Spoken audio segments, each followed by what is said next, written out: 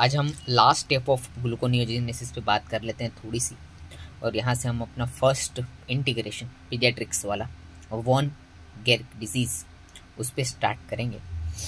तो अब ये ग्लूकोज 6 फॉस्फेटेज जो एंजाइम होता है, हम सिर्फ अभी ग्लूकोनियोजेनेसिस का ही पढ़ते हैं। तो वो क्या करता है, ग्लूकोज 6 फॉस्फेट में से ग्लूकोज मीन्स वो लास्ट में उसका जो काम होता है वो ग्लूकोज बनता है और पेशेंट को ताकत मिलती है, मीन्स उसका हाइपोग्लाइसीमिया दूर होता है।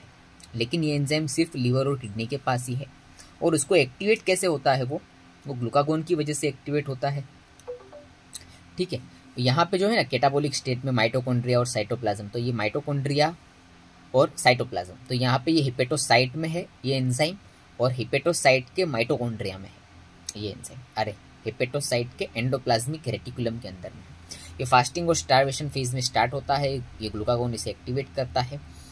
और कैसे ग्लूकागोन एक्टिवेट करता है, प्रोटीन काइनेज ए से, प्रोटीन काइनेज ए, फिर उसके बाद ये CREB ट्रांसक्रिप्शन फैक्टर, फिर उसके बाद C reactive element promoter region, और फिर उसके बाद G6 पीस जेन एक्टिवेट होता है और एंजाइम बनता है। उसका मतलब फिर उसके बाद ये एंजाइम बनता है और ये ग्लूकोज में से ग्लूकोज 6 फॉस्फेट में से ग्लूकोज रिलीज होता है। मीन्स ग्लूकोज रिलीज होने के लिए हमको एंडोप्लाज्मिक रेटिकुलम चाहिए, हमको एंजाइम चाहिए, हमको हार्मोन चाहिए, हमको लीवर चाहिए, हमको किडनी चाहिए, हमको हेपेटोसाइट चाहिए, और हमको एंडोप्लाज्मिक रेटिकुलम चाहिए, और उसको अंदर घुसाने वाला एंजाइम ट्रांसलोकेज वो भी चाहिए। अगर ये सब में से कहीं प्रॉब्लम आता है तो जो डिजीज बनता है उसका नाम है वॉन गेरिक डिजीज। अब एक्टिवेट करने वाला स्टेप 1 मिनट में देख लेते हैं कि ग्लूकागोन को एक्टिवेट क्यों करेगा, क्योंकि वो आगे जेनेटिक लेवल पे हमें काम आएगा। देखिए ग्लूकागोन है वो ग्लूकागोन रिसेप्टर पे आएगा, फिर ग्लूकागोन रिसेप्टर से प्रोटीन काइनेज ए फॉस्फोराइलेट करेगा ट्रांसक्रिप्शन फैक्टर का नाम क्या है, CREB का फुल फॉर्म क्या है, C से साइक्लिक AMP रिस्पॉन्स, R से रिस्पॉन्स, E से एलिमेंट और B से बाइंडिंग प्रोटीन। और ये फॉस्फोराइलेटेड ट्रांसक्रिप्टेड फैक्टर मीन ये एक्टिव फैक्टर है, वो बाइंड करेगा, किसके साथ बाइंड करेगा, सी रिएक्टिव एलिमेंट पे बाइंड करेगा, किसके, G6 फॉस्फेटेज जीन के, और उसके भी कौन से, promoter region of cyclic AMP response element, उसके G6 फॉस्फेटेज जीन पे। तो फिर वहां से जो है जीन का एक्सप्रेशन शुरू होगा, जीन सिंथेसिस करेगा, क्या सिंथेसिस करेगा, जीन ग्लूकोज 6 फॉस्फेटेज को बनाएगा, और फिर वो ग्लूकोज 6 फॉस्फेटेज एंडोप्लाज्मिक रेटिकुलम में ग्लूकोज 6 फॉस्फेट में से ग्लूकोज बनाएगा, और जो है हमको एनर्जी मिलती है। एक एनर्जी मिलने के लिए बॉडी को इतना काम करना पड़ता है। अब हम आ जाते हैं वॉन गेरिक डिजीज़ पे। बहुत प्यारे से नोट्स बनाए मैंने, शायद आपको पसंद आएंगे। अब देखो कैसे लगते हैं। अब यहाँ पे ग्लूकोज और ग्लूकोज 6 फॉस्फेटेज ये एंजाइम हमारा यहाँ पे आ गया। ठीक है, अब ये वाला एंजाइम हमारा चलता नहीं है, जो हमने अभी इतनी मगजमारी करी ना कि ग्लूकागोन होगा, फिर प्रोटीन काइनेज ए होगा, फिर protein kinase A C reactive element binding protein transcription factor को एक्टिवेट करेगा, ट्रांसक्रिप्शन फैक्टर को एक्टिवेट करेगा, फिर वो सी रिएक्टिव एलिमेंट प्रोटीन पर बाइंड होगा, उसके भी प्रमोटर रीजन में, फिर वो जीन एक्टिवेट करेगा, फिर तब जाके वो एंजाइम बनेगा। तो ये एंजाइम बनेगा ग्लूकोज 6 फॉस्फेटेज। इसके लिए इतनी मगजमारी कर रहे थे, लेकिन इस वाले में ये एंजाइम में ही गड़बड़ है, एंजाइम डिफिशियंट है। तो ये एंजाइम अगर डिफिशियंट हो गया ग्लूकोज 6 फॉस्फेटेज, तो अब ग्लूकोज बनेगा ही नहीं। अब ग्लूकोज बनेगा ही नहीं बॉडी में, तो यहाँ से मगजमारी की शुरुआत हुई। अब हमने अभी तक जितनी मगजमारी करी है सारे मेटाबॉलिक पाथवेज को, अब वो सारे मेटाबॉलिक पाथवेज को हम बायोकेमिस्ट्री और पीडियाट्रिक्स तक लेके कनेक्ट, सीधा हम बायोकेमिस्ट्री को पीडियाट्रिक तक कनेक्ट करेंगे। तो पहले आप समझ लीजिए कि डेफिशिएंसी वाला स्टेज, सबसे पहला प्रॉब्लम कहाँ पे, प्रॉब्लम ये ग्लूकोज 6 फॉस्फेटेज पे है। लेकिन एक चीज़ और समझनी है, उस पर थोड़ा सा इस साइड आ जाइए आप। देखिए अब यहाँ पे जो है ना ग्लूकोज 6 फॉस्फेटेज के दो टाइप है इसके लिए कि यहाँ पे अगर 1A जो है 1A उसमें ग्लूकोज 6 फॉस्फेटेज का एंजाइम कम हो गया है, लेकिन 1B जो है उसमें ट्रांसलोकेज नहीं है। अब ये ट्रांसलोकेज क्या है, ट्रांसलोकेज मतलब ये कि ग्लूकोज 6 फॉस्फेट में से ग्लूकोज तभी बनेगा जब उसको एंडोप्लाज्मिक रेटिकुलम में लाया जाएगा, क्योंकि ये enzyme glucose 6 phosphatase endoplasmic reticulum में। ठीक है, तो अब ट्रांसलोकेज की डिफिशियंसी में क्या होता है, ये दूसरा स्लाइड देखिए। ये एंडोप्लाज्मिक रेटिकुलम है, यहाँ पे आप देख रहे हैं ट्रांसलोकेज की डिफिशियंसी है, ये हेपेटिक साइटोसॉल है, लीवर है उसका हेपेटिक सेल है, और यहाँ पे ग्लूकोज 6 फॉस्फेट अंदर आया, ये ग्लूकोज 6 फॉस्फेट बना, यहाँ से ग्लूकोज और यहाँ से फॉस्फेट, ग्लूकोज 6 फॉस्फेट में से ये 2 पार्ट छूटे हो गए, और ये एंजाइम का नाम है ग्लूकोज 6 फॉस्फेटेज। या तो ये एंजाइम ही कम होगा या फिर ग्लूकोज 6 फॉस्फेट एंडोप्लाज्मिक रेटिकुलम के ल्यूमन में आ ही नहीं पाएगा, तो उसको हम रिलीज ही नहीं कर पाएंगे, और फिर ग्लूकोज को रिलीज ही नहीं कर पाएंगे तो ग्लूकोज ये प्लाज्मा मेम्ब्रेन क्रॉस करके ब्लड में आ ही नहीं पाएगा। तो यहाँ पे टाइप 1A यहाँ पे होगा डिफिशियंसी कि भाई glucose 6 phosphate enzyme is absent, या फिर glucose 6 phosphate is enzyme is there, yes वो एंडोप्लाज्मिक रेटिकुलम में राह देख रहा है, वेट कर रहा है, लेकिन ट्रांसलोकेज नहीं है हमारे पास, तो ग्लूकोज 6 फॉस्फेट एंडोप्लाज्मिक रेटिकुलम में घुस ही नहीं पा रहा, तो ग्लूकोज नहीं बनेगा। ये हो गया हमारा कि भाई वॉन गेरिक डिजीज क्यों होता है। अब मतलब 2 चीज, एक एंजाइम ही नहीं है, दूसरा एंजाइम तक चीज ही नहीं पहुंच रही, ग्लूकोज 6 फॉस्फेट जो उसका सबस्ट्रेट है वही नहीं पहुंच रहा। ठीक है, अब हम आ जाते हैं कि भाई ग्लूकोज 6 फॉस्फेट मतलब ऊपर तो अब ग्लूकोज नहीं जा रहा, मतलब अब ग्लूकोज तो नहीं बन रहा, तो अब यहाँ से हम सीधा ग्लूकोज नहीं बन जा रहा, मीन्स उसको हम पीडियाट्रिक से कनेक्ट करते हैं। मतलब समझ लीजिए क्या होगा, सबसे पहला वॉन गेरिक डिजीज में सिम्टम्स क्या होगा, सिंपल है यार, ग्लूकोज बन ही नहीं रहा तो हाइपोग्लाइसेमिया होगा।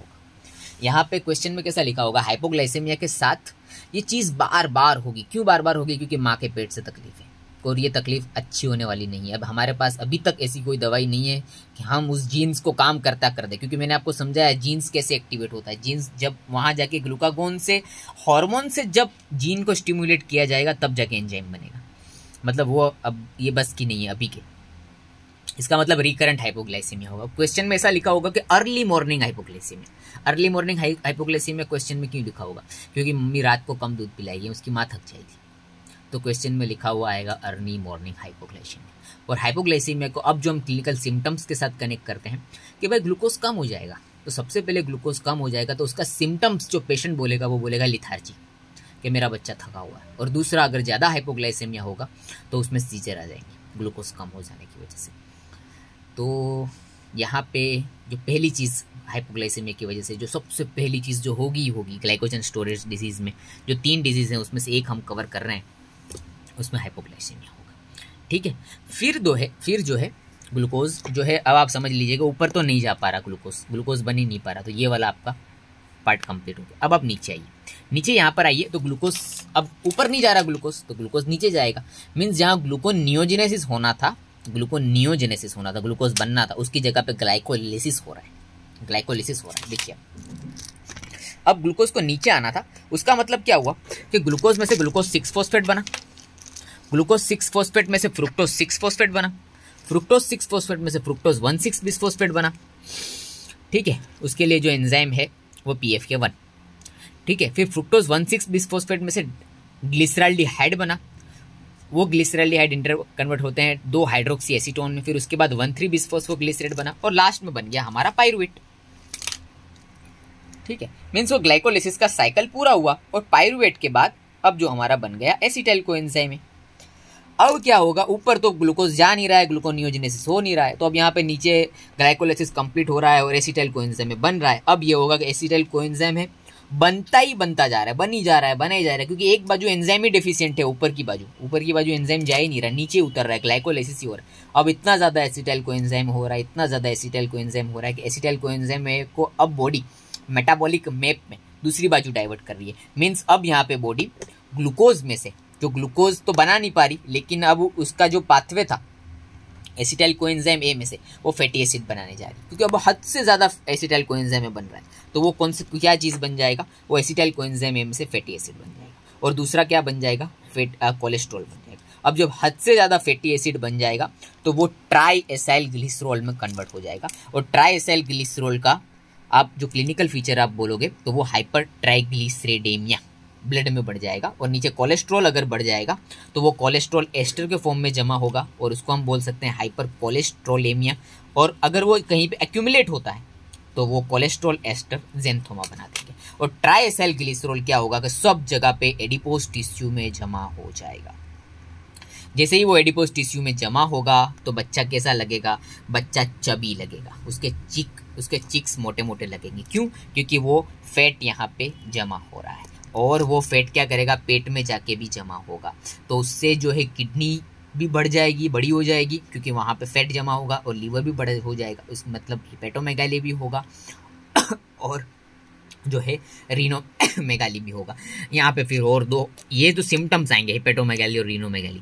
फिर उसमें कॉम्प्लिकेशंस में ये आ सकता है कि यहाँ से लीवर से हिपेटोमेगाली के बाद यहाँ पे हिपेटिक एडिनोमा भी हो सकता है, हिपेटिक ट्यूमर भी हो सकता है, और फिर रीनल से यहाँ पे रीनल शटडाउन भी हो सकता है, रीनल ट्यूमर भी हो सकता है, प्रोटीन यूरिया भी हो सकता है, ठीक है, कुछ भी हो सकता है यहाँ पे। तो ये वाला रीनल वाला कंपोनेंट यहाँ पे होगा, ठीक है। अब यहाँ पे जो हुआ कि अब फैटी एसिड बन के भी थक गया भाई, अब नहीं है बॉडी में, बहुत हमारे पहले एसिटाइल कोएंजाइम ये बनाया, एसिटाइल कोएंजाइम ये बहुत बना, अब हमने फैटी एसिड भी बहुत बना लिया बॉडी ने।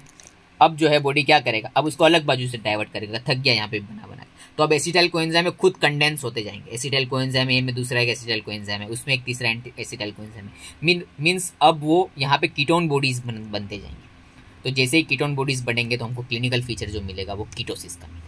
फिर उसके बाद जो कीटोन बॉडी का पाथवे था वो भी फुल हो गया, क्योंकि ग्लूकोज बनना था यार, बॉडी में एनर्जी के लिए चाहिए था, हमको काम करना है, उससे ही काम होगा, दुनिया में ग्लूकोज के बगैर चलेगा कैसे, तो वही नहीं बन रहा। तो अब पायरुवेट में से क्या हो रहा है, अब जो है पायरुवेट इतना ज़्यादा बन गया कि वो नेगेटिव जो उसका पाथवे है, जो नेगेटिव फीडबैक मैकेनिज्म है पायरुवेट डीहाइड्रोजिनेस, जिसमें से पायरुवेट में से लैक्टेट बनता है, उसको वो इनहिबिट कर देगा, ठीक है। तो अब क्या होगा कि पायरुवेट डीहाइड्रोजिनेस को वो इनहिबिट कर देगा, तो अब क्या होगा कि पायरुवेट जमा हो के अब एसिटाइल कोएंजाइम में पायरुवेट डीहाइड्रोजिनेस को इनहिबिट कर देगा। तो उसका मतलब ये होगा कि पायरुवेट अब एसिटाइल कोएंजाइम ए में नहीं आ पाएगा, ठीक है, क्योंकि पीडीएच अब पायरुवेट डीहाइड्रोजिनेस इनहिबिट हो गया। तो अब क्या होगा, पायरुवेट कन्वर्ट होता जाएगा लैक्टेट में, लैक्टिक एसिड बनता जाएगा, पायरुवेट में से लैक्टेट कन्वर्ट होता जाएगा, और लैक्टेट बढ़ते लैक्टिक एसिडोसिस हो जाएगा, ये वाला सिम्टम्स हो जाएगा। अब लैक्टिक एसिडोसिस क्या करेगा, अब ये वाले पाथवे की भी हद पूरी हो जाएगी। तो लैक्टिक एसिडोसिस ये होगा कि इतना ज़्यादा लैक्टेट बन जाएगा, इतना ज़्यादा लैक्टेट बन जाएगा। तो अभी तक ये जितने भी रिएक्शन हो रहे हैं सब में ग्लाइकोलाइसिस हो रहा था, ग्लाइकोलाइसिस के पाथवे से आ रहा था, लेकिन अब क्या होगा, लैक्टिक एसिड खुद ग्लाइकोलाइसिस को इनहिबिट कर देगा, मतलब यहाँ का अब रास्ता ही बंद हो जाएगा, नीचे का रास्ता ही बंद हो जाएगा। तो ना ये एसिटाइल कोएंजाइम में नीचे आ जाएगा, ना एसिटाइल कोएंजाइम में से फैट बनेगा, ना एसिटाइल कोएंजाइम में से कीटोन बॉडीज बनेंगे, ना एसिटाइल कोएंजाइम में नेगेटिव फीडबैक में पायरुवेट डीहाइड्रोजिनेस को इनहिबिट कर पाएगा, ना लैक्टेट बनेगा, क्योंकि लैक्टेट इतना हो गया कि उसने ग्लाइकोलाइसिस को इनहिबिट कर दिया। तो अब ग्लूकोज के पास कहाँ रास्ता है, ना यहाँ रास्ता है ना वहाँ रास्ता है, तो कहाँ रास्ता है, तो अब ये भागेगा भाई तीसरा पाथवे हमारे पास, जो लास्ट पाथवे एचएमपी शंट की तरफ। एचएमपी शंट का सिग्निफिकेंस यही है कि ये लास्ट में प्यूरिन और पिरिमिडिन बनाने के लिए काम आता है। तो यहाँ से वो जाएगा एचएमपी शंट में, एचएमपी शंट में से वो राइबोस 5 फॉस्फेट और पेंटोस फॉस्फेट पाथवे, ठीक है, ये उसका दूसरा नाम है। तो ये एचएमपी शंट में से राइबोस 5 फॉस्फेट बनेगा, और फिर उसमें से प्यूरिन और पिरिमिडिन बनेंगे, और फिर लास्ट में ये प्यूरिन जो है इतना ज़्यादा बना हुआ होगा वो कैटाबोलाइज होकर यूरिक एसिड बना देगा।